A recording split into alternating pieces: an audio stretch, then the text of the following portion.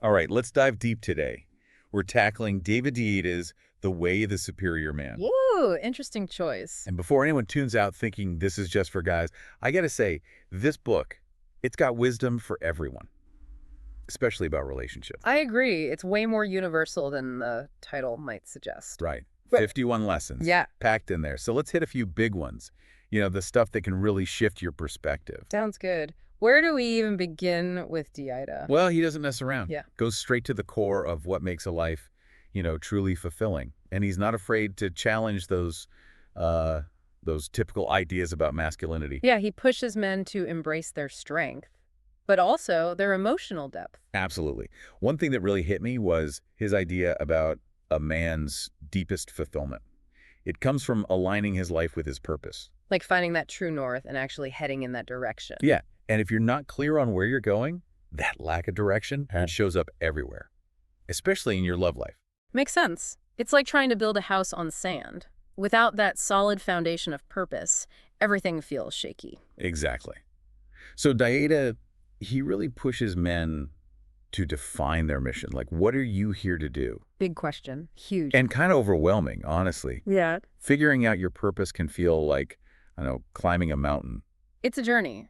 Deida doesn't give you a step-by-step because it's so personal, but he does offer some powerful questions, to get you thinking. What kind of questions? Like, what truly lights you up? What makes you feel alive?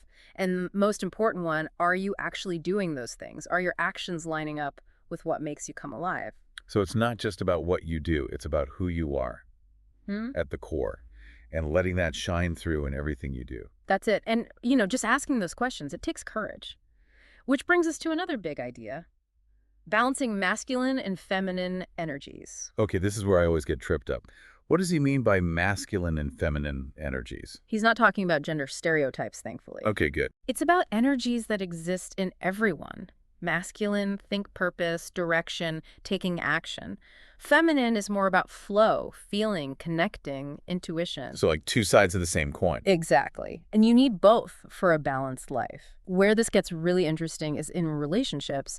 Deida says it's the difference, the polarity between those energies that creates spark, creates passion. So it's not about being the same, it's about like complementing each other. Like a dance, where each partner leads in their own way, you get this beautiful flowing exchange. That makes so much sense. Which actually reminds me, being present and engaged, that's another big Deida takeaway, right? Huge. He calls presence the most valuable gift. Really? More than like diamonds. Think about it. When someone's truly present with you, phone down, listening deeply, not off in their own head, it says, you matter. Yeah. Like you're important enough for me to focus on right now. Yeah. No distractions. That builds trust. But being present these days, it's tough. We're bombarded with distractions. Honestly. So Deida asks, how present am I, really? Am I actually listening, or am I just waiting to talk? Ooh, that's a good one to ask myself. Deida doesn't stop at relationships. He's got a really interesting take on fear. Oh yeah, he kind of flips the script on how we see fear, doesn't he? Big time.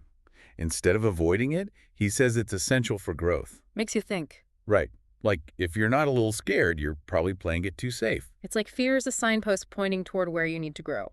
So instead of running from it, fear can actually guide us towards becoming our best selves. Exactly. And that takes us back to relationships. It takes courage to be vulnerable, to open yourself up to maybe getting hurt. Yeah, there's that great quote, vulnerability is the birthplace of love. And Deida would add, it's also the birthplace of growth. Love that. He also talks about how when partners are too similar in their energies, the relationship can fizzle. Right. You might have comfort, safety, but it gets predictable, maybe even a little, boring. Right. Like no spark. No tension to keep things interesting. Remember the dance analogy? You need that difference, that polarity to make the dance captivating. So it's like two positive ends of a magnet. They just push each other away. And what's interesting is Deida says that a man's grounded masculine energy can actually help a woman access her feminine energy more fully. It's not about one being better, it's about the balance. I'm starting to see how it all fits together. But this whole masculine-feminine thing, it's still a bit tricky for me. It's nuanced, for sure. And it gets even more interesting when you look at how it plays out with emotions. Oh, emotions. Those can be tricky territory in relationships. Yeah. Especially how men handle their partner's feelings. Right, and Deida tackles that head on. He says men often feel intimidated by their partner's emotions. They might withdraw, try to fix things, or just shut down. Oh, I've seen that happen. But why is that? Deida believes it's a misunderstanding of the feminine. He says emotions are natural for the feminine. It's how they process, how they communicate. So it's not a problem to be fixed. No, it's a way to connect, like a language of love. So what's the alternative? He calls it emotional literacy. It's the ability to understand and hold space for your partner's feelings without judgment. So creating a safe space where they can express themselves freely and you're not trying to change them. Exactly. And that takes strength. Being present with discomfort, not shying away from it, that's a key part of Daida's superior man. Not stoic, but grounded enough to handle the full range of emotions, his own and his partner's. That's a lot to unpack. We've got purpose, energy dynamics, emotions. What else does Deida cover in relationships? He's got a unique view of leadership, and it's not the old school man in charge model. Good, because that's outdated, so it's not about domination. No. It's about taking initiative, but with love, with integrity, with strength, taking responsibility for the health of the relationship. So what does that look like practically? It could be initiating those tough conversations, setting loving but firm boundaries, prioritizing time together, or just taking care of yourself so you can be a stable presence for your partner. Wow. So stepping up, setting the tone, making decisions that are best for both partners, being present for yourself and the relationship. That's leadership. Exactly. Not about being perfect, but being willing to grow, to learn alongside your partner. This is all so fascinating, but I gotta admit, some of it's still swirling around up here. Yeah. Especially the masculine, feminine energies. It's a lot to take in. It is. And it gets even more interesting when we get to what Deida says about sexuality and intimacy.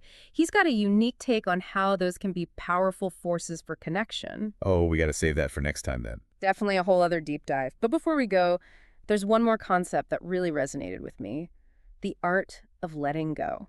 Ooh, letting go. We can all relate to that. Old habits, beliefs, even relationships that aren't serving us anymore. Yeah, and Deida has such a profound perspective on it. He says clinging to comfort, clinging to routine, especially when those things are holding us back, that keeps us from reaching our full potential. It's like we're holding on to a sinking ship instead of swimming towards a new shore. I love that. And he reminds us change is inevitable. Resisting change only creates suffering. Truth. So the key is recognizing when something's run its course and having the courage to let go. Exactly. Embracing that new chapter. And what's interesting? Deida ties this to personal responsibility. He says we're responsible for our own happiness. Can't blame others. We have the power to create the life we want. That's both exciting and kind of scary. We can't just sit around waiting. We got to actually make things happen, make choices that move us forward. But you know what? I think that's a perfect thought to leave our listeners with, that sense of possibility and power. I agree. We've only scratched the surface of Deida's work, but these ideas are a great starting point for anyone looking to create a more fulfilling life, more authentic relationships. And we'll be back soon to explore even more of Deida's wisdom. Until then, keep asking those big questions and stay open to the power of change. Welcome back. We're diving deeper into David Deida's The Way of the Superior Man. Yeah, we uncovered some pretty powerful stuff last time. Purpose, polarity, being present, that whole letting go thing. It's a lot to digest. It is. And, thinking back, it struck me how much Deida focuses on personal responsibility. Oh, absolutely. It weaves through everything he talks about, like becoming the best version of yourself, no excuses. Right. He challenges us to take ownership of our lives, our happiness. Yeah. No more blaming others or circumstances. He's like, step up, make a choice. And that can be scary, but also exciting. Like, we have the power to change things. And that responsibility, it really comes into focus when Deida talks about communication, especially with emotions. Oh yeah, emotions. Those can be landmines in relationships if you're not careful. He offers some great guidance on how to navigate that. Instead of seeing your partner's emotions as something to fix, he says, approach them with curiosity. So less problem solving, more understanding. Exactly. Be present with those emotions, even when they're messy. That's tough though, right? Especially if you've been taught to suppress emotions, like a lot of guys have. Deida challenges those old school ideas of masculinity. Good. Because being strong doesn't mean shutting down your feelings. He says true strength is being able to connect with the full range of emotions, yours and your partner's. And how a man handles his partner's emotions, that's a sign of maturity. Powerful stuff. So it's not about being stoic, it's about being emotionally intelligent. being responsive. And that makes you a better partner, a better human, honestly. Deida seems to be all about continuous self-improvement, always striving to become better. He calls it living on the growing edge, pushing past those comfort zones. So it's a journey, not a destination. Right. It's not about reaching some perfect ideal. It's about the commitment to evolving, becoming more conscious, always growing. And part of that growth, he says, is facing our fears head on. He believes true courage is in embracing those shadow parts of ourselves, integrating them into a more whole being. It's a powerful stuff. So acknowledging those parts we want to hide and using them to transform. Exactly. And that leads to more confidence, more authenticity, which spills over into your relationships. And that brings us back to polarity. When we become more grounded in our own energy, whether it's masculine or feminine, we create a stronger attraction with our partner. Like two dancers who've mastered their own styles, they move together effortlessly. There's flow because they both bring their strengths to the dance. That's such a great analogy, and it shows how important it is to honor both energies, yours and your partner's. To create that balance, and that balance goes beyond emotions. Deida also talks about sexual energy in relationships, how it can be a powerful force for connection. That's something I'm really curious about, because I feel like we often focus on just the physical side of sex. Deida seems to be pointing to something much deeper. He makes a clear distinction between sex for gratification and sex as a path to intimacy, even transcendence. So it's not about denying desire, it's about channeling that energy in a way that benefits both partners. On all levels, physical, emotional, even spiritual. He talks about bringing awareness, presence, intention to those moments, using that energy to deepen connection, explore vulnerability. It's like a spiritual practice almost. It can be. Data suggests that when approached with reverence, sex can be transformative for you and the relationship. It's a very different way of looking at it. More holistic, more conscious.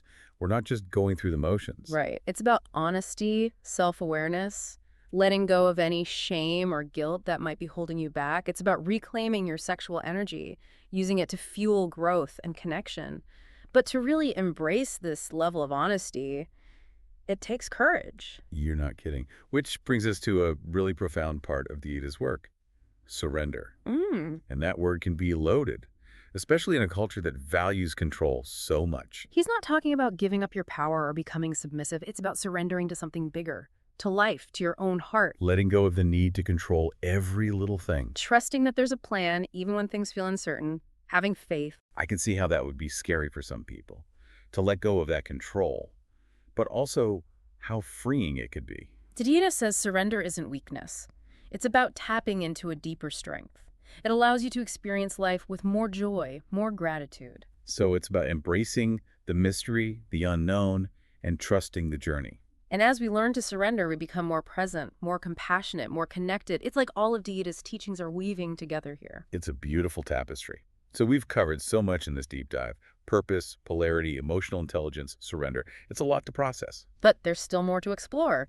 In our final part, we'll look at how to actually put these principles into practice. How to integrate them into our lives and make real changes. Welcome back to our deep dive on the way of the superior man. It's been quite a journey so far. It has. We've covered a lot of ground with Deida's ideas. Purpose, polarity, emotional intelligence, surrender. Whew. And for this last part, I'm thinking about how we can take all this, powerful stuff and actually use it. Yeah, make it practical. Because that's where the rubber meets the road, right? Taking these principles and actually creating change. One thing that keeps coming back to me is that responsibility thing that Deida talks about. Yeah. Like owning our lives. Right. It's a huge theme for him. Stop blaming others. Stop blaming circumstances. We have the power to choose. It's up to us. It's both exciting and kind of scary, We can't just sit around and wait for things to happen. We got to make them happen. It takes effort, self-awareness, discipline. But when you own your life, you feel different, more purpose, more agency. Like you're the author of your own story, not just a character in someone else's. And that change, it ripples outward. It affects everyone around you.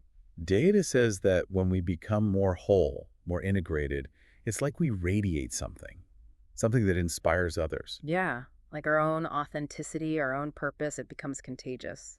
Which I think is the heart of the way of the superior man. It's not about being better than others. It's about being the best you. Striving for that. Living with purpose, with passion. Being a good person, basically. And using your talents to make a difference. Yeah. Embracing growth, finding joy in the process, connecting with people on a deeper level. It's a lot. It is. But ultimately, Deida is saying it's about leaving the world better than you found it. That's a good goal. So, as we wrap up this deep dive, I got a question for everyone listening. If you could define your own way for life, for relationships, what would it be? What would your guiding principles be? What values would you hold on to? What kind of mark would you want to leave on the world? Those are good questions to ask yourself. And remember, this superior man idea, it's not about being perfect. It's about embracing who you are, flaws and all, and using what you've got to make a difference. Beautifully said. It's about the journey, not the destination. Thanks for joining us on this deep dive into the way of the superior man. Hope it gave you some things to think about. Until next time, keep diving deep, keep growing.